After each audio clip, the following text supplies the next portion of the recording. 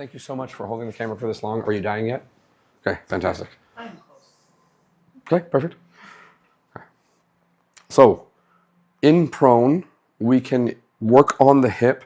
We can attempt to work in the coronal plane in the lumbar column. Similar to in supine, I can use the pelvis. So if I push the pelvis away and pull towards me in relative straight lines across the body, I can sort of create, in this case, a right side bending, right? But not particularly well, right? It's a little bit more of like a wiggle and a shimmy, right? I can compress the left side of the pelvis into the back.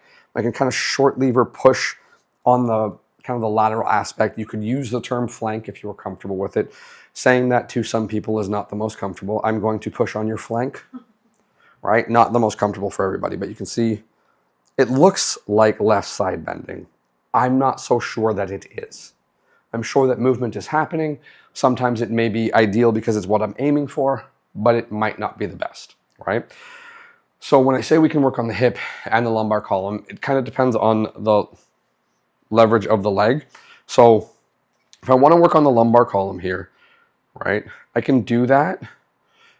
There is some rotation, but it's not fantastic if I compare it to something like utilizing the pelvis, right? So because of the amount of movement between the femur and the pelvis and then how much leverage I can put into the low back, it's not ideal. So internal and external rotation doesn't actually seem to work the lumbar column exceptionally well, regardless of which leg I use, right? But if I do something like use the femur, right? Now, if I want to create compression, my hand needs to be under or on the anterior aspect of the patella or the knee, and I can just create my compression there.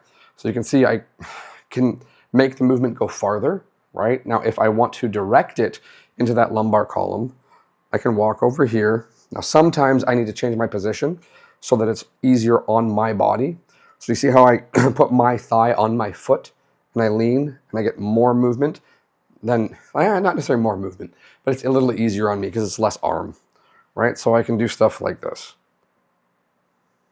And I can work in there, right? If I wanted to create a little bit of traction in this position, it's not easy because the knee is going to bend, and when it does, I'm not going to get as much leverage, but I can create some traction like that. It's just hard for me to pay attention there. All right, so these are options, not ideal options. But again, as far as rotation is concerned, that versus, I would usually do this on the opposite side, but that. So the pelvis is better for rotation. The leg seems to be better if I want to try to create some side bending. The problem in lateral with side bending is that the person, or not lateral, prone, I'm thinking ahead of myself, in prone and in supine is that half the person is stuck to the table. So it's hard to create that side bend in the vertebral column.